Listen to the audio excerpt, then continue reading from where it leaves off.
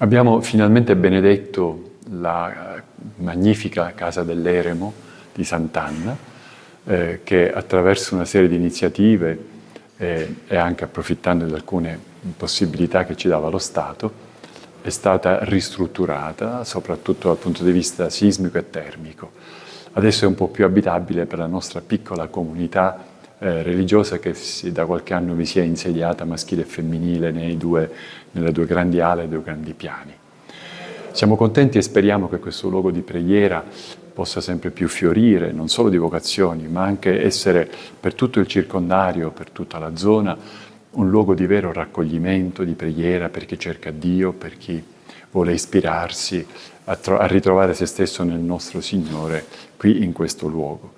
E speriamo anche che le persone che vi si consacrano siano sempre ferventi al servizio di tutti quelli che arrivano. Questi lavori che sono una piccola parte rispetto perché l'edificio è molto grande, molto complesso, e tuttavia siamo molto grati a tutti quelli che l'hanno condotto, naturalmente, chi ha trovato i fondi, chi poi ha fatto i lavori, li ha diretti, li ha materialmente realizzati, e tutti quelli che in un modo o in un altro ci hanno aiutati. Siamo grati a loro perché, grazie al cielo, lentamente questo luogo sta riprendendo forma e vita anche bella.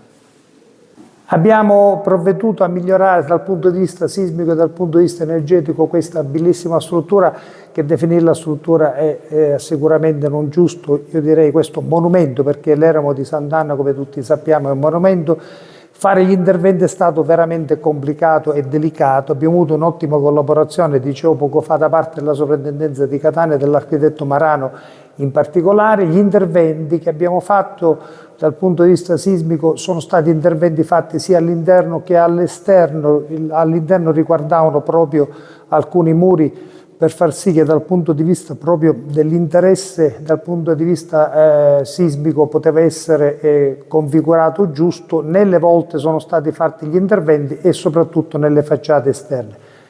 Abbiamo provveduto altresì di fare dei miglioramenti dal punto di vista energetico e facendo degli interventi proprio sull'involucro esterno, sugli infissi, sulla facciata e anche sul tetto. Così facendo abbiamo fatto in modo tale che la dispersione ovviamente è diminuita quasi a zero e soprattutto abbiamo fatto in modo tale che la struttura potesse essere, come dicevo poco fa, energy free. Che cosa significa questo? Che abbiamo messo su un sistema di impianto di fotovoltaico in questa struttura dove c'è una produzione di circa 80 kW con accumulo per circa 60 kW, quindi anche l'impianto di climatizzazione che abbiamo fatto all'interno è un impianto che si